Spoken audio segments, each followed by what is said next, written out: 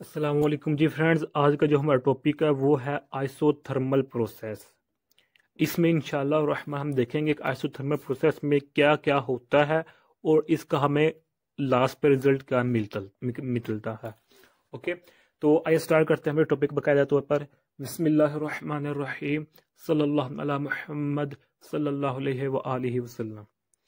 Isothermal process in thermodynamics. In thermodynamics पहली बात हमें मालूम होगी कि जो आइसोथर्मल प्रोसेस है ये थर्मोडायनामिक्स में होता है। ओके हो गया। एन आइसो अच्छा, थर्मोडायनामिक्स क्या है ये हमने इस पर हमारी एक बाकायदा तौर पर वीडियो बनी हुई है, आप वो देख सकते हैं। Thermo mean heat, energy, temperature कह रहे हैं आप। डायनामिक डायनामिक यानी कि चेंजिंग होता रहना, मोशन में रहना। तो ऐसा प्रोसीजर जिसमें हमारे पास कोई हीट, एनर्जी या टेम्परेचर चेंज होता रहे, वो चेंजिंग हालत में रहे, मोशन में हालत में रहे, उसको हम थर्मोडायनामिक्स कहते हैं। आप लास्ट वीडियो देखेंगे जो इस पर बनी हुई है हमारी, तो इंशाल्लाह उम्मीद है इस पर ब्रीफली आपका कंसेप्ट क्लियर हो जाएगा। In thermodynamics an isothermal process is a type of thermodynamic process. Isothermal किसकी टाइप है? थर्मोडायनामिक्स प्रोसेस की। ओके, इन विच जिसमें the temperature of the system remains constant, mean delta T is equal to 0। ऐसा procedure, ऐसा process जिसमें system का जो temperature है या चेंज इन टेम्परेचर है वो कांस्टेंट रहे, कांस्टेंट मीन 0 रहे। अब हमें पहले पता ये होना चाहिए कि सिस्टम कहते किसे हैं। इस पर भी हमारी एक बकाया तो वीडियो बनी है, what is system and surrounding, और उसके अलावा और भी कई टाइप्स हैं उस पर बनी हुई है।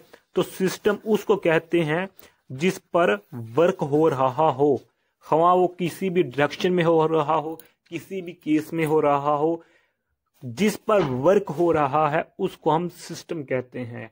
और सिस्टम के इर्द गिर्द वाली चीजें जिस उसको हम कहते हैं सराउंडिंग।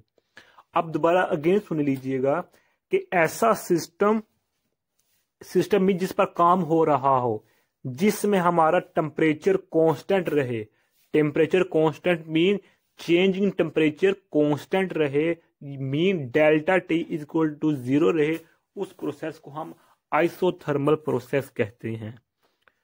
ओके हो गया, ये थी हमारी डेफिनेशन। अब हम इसके जो मजीद इसको देखने के लिए हम मजीद स्टेप्स देखते हैं। सबसे पहले देखते हैं कि हमारा इसमें जो है टेम्परेचर जब हमारे पास कांस्टेंट है तो उसका क्या मतलब है। यहां हम पहले सबसे पहले हम दो डायग्राम बनाते हैं। ये सपोज करें हमारे पास दो क्या है, दो कंटेनर हैं, मीन दो बॉक्सेस हैं। और याद रखिए ये दोनों जो है ना साइज में, हमारा वो चौड़ाई हो या लंबाई हो, दोनों यानी कि एक साइज में। ओके, या आप अगर आप खुद बनाएंगे तो उम्मीद है ये दोनों साइज में इक्वल हैं। अब इस कंटेनर के यहाँ जो लास्ट इधर लोअर साइड पर, इधर हमें बिलो, इधर हमारे पास हीट रेजरवायर होता है। ये इधर हमारे पास जो ये है इसको हम क्या कहते हैं? Heat reservoir. इसका क्या मतलब है कि ये है हीट को सिस्टम में इंटर करता है और सिस्टम से एनर्जी को बाहर निकालता है, बस इसका इतना ही काम है। ओके हो गया। अब हम सपोज करते हैं कि हमारे पास ये जो है ना, हमारे पास ये हमारे पास एक पिस्टन है। क्या हमारे पास है? पिस्टन है। ओके, इधर भी हमारे पास एक पिस्टन है। इसको पिस्टन को हमने, ये पिस्टन हमारे पास, और ये याद रखिएगा जो हमारे पास ये पिस्टन होगा ये मूवेबल होगा। मूवेबल मीन के ऊपर नीचे हो सकता है।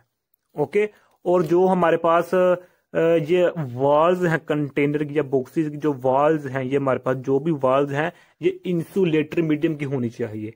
इंसुलेटर मीडियम की क्या मतलब है कि इसमें से एनर्जी सराउंडिंग से ना अंदर जा सके और ना सराउंडिंग से आ सके। ओके, तो ये इंसुलेटर मीडियम की होनी चाहिए। अब हम इसको मजीद अगेन बनाते हैं। इधर मेरे पास कंटेनर है, सॉरी रेजर्वायर नीचे। अब इधर हमारे पास मूवेबल पिस्टन है, इसमें हमारे पास गैस के मालिक यूज है। ओके हो गया।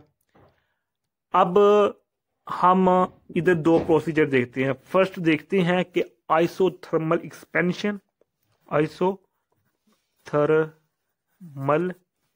एक्सपेंशन। सेकंड जो हमारे पास है वो है आइसोथर्मल कॉन्ट्रैक्शन कहते हैं इसे, आइसोथर्मल कॉन्ट्रैक्शन या आइसोथर्मल, इसको हम कंप्रेशन भी कहते हैं, ION कंप्रेशन। ठीक हो गया। हम सबसे पहले ये देखते हैं कि आइसोथर्मल एक्सपेंशन क्या होता है, आइसोथर्मल एक्सपेंशन क्या होता है और आइसोथर्मल कंप्रेशन क्या होता है।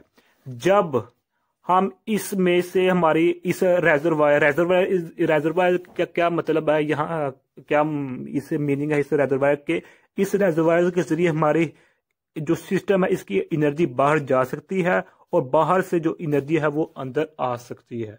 हीट रेजरवायर का इधर यही मतलब है। ओके हो गया। जब हमारे पास टेम्परेचर डिक्रीज होता है, ओके, जब हमारे पास टेम्परेचर डिक्रीज होता है, टेम्परेचर डिक्रीज होने का क्या मतलब है, जब हमारे पास इंटरनल एनर्जी डिक्रीज होती है। इंटरनल एनर्जी डिक्रीज होने का क्या मतलब है कि जब हमारे पास वॉल्यूम इंक्रीज हो जाता है। सपोज करें इसका P1 है, V1 है, इसका T1 है और इसका डेल्टा U1 है। ओके। जब ये पिस्टन हमारा ऊपर मूव करेगा, ये मूवेबल जो पिस्टन है, जब ये ऊपर अबव मूव करेगा, यानी कि हमारे पास जो इधर प्रेशर होगा वो क्या होगा, कम होगा। प्रेशर जो हमारे पास P1 होगा वो कम होगा, तो वॉल्यूम क्या होगा, वॉल्यूम इंक्रीज कर जाएगा, लार्ज हो जाएगा। जब हमारे पास वॉल्यूम लार्ज होगा, इंक्रीज होगा, तो हमारा टेम्परेचर क्या होगा, डिक्रीज हो जाएगा। जब हमारे पास टेम्परेचर डिक्रीज हो जाएगा तो हमारे पास इंटरनल एनर्जी भी डिक्रीज हो जाएगी। ओके। तो जब इंटरनल एनर्जी डिक्रीज होगी, तो जितनी इंटरनल एनर्जी डिक्रीज होगी उतनी ही बाहर से हमारे पास जो हीट होगी वो इसके अंदर इंटर हो जाएगी। ये हीट इंटर क्यों होगी, ताकि जो हमारे पास सिस्टम है वो अपनी इक्विलिब्रियम पोजीशन को मेंटेन रख सके। ओके। जब ये पिस्टन, जब हम इस पर प्रेशर अप्लाई करेंगे तो हमारा पिस्टन नीचे आ जाएगा। ये कितना देखें, अब इतना हमारे पास इस तरह प्रेशर गया तो हमारे पास जो पिस्टन नीचे आ गया, तो अब हमारे पास जो वॉल्यूम है वो डिक्रीज हो गया। वॉल्यूम डिक्रीज हुआ तो इसका मतलब है टेम्परेचर क्या हो गया, इंक्रीज हो चुका है, हमारा टेम्परेचर इंक्रीज हो चुका है। जब टेम्परेचर इंक्रीज हो चुका है तो हमारे पास क्या, इंटरनल एनर्जी इंक्रीज हो चुकी है। ओके। तो फिर भी अब इस सिस्टम को मेंटेन रखने, सिस्टम में मौजूद पार्टिकल्स को अपनी इक्विलिब्रियम पोजीशन पर कायम दायम रखने के लिए, अपने ओरिजिनल पोजीशन पर कायम दायम रखने के लिए, इधर से जो रेजरवायर से एनर्जी बाहर निकल जाएगी। मिसाल के तौर पर अगर जितना हम प्रेशर ऊपर से लगा रहे हैं उसी हिसाब से जो प्रेशर हीट होगी वो बाहर निकल जाएगी। ओके। तो इसको कहते हैं हम आइसोथर्मल एक्सपेंशन और इसको कहते हैं हम आइसोथर्मल कॉन्ट्रैक्शन या आइसोथर्मल कंप्रेशन कहते हैं।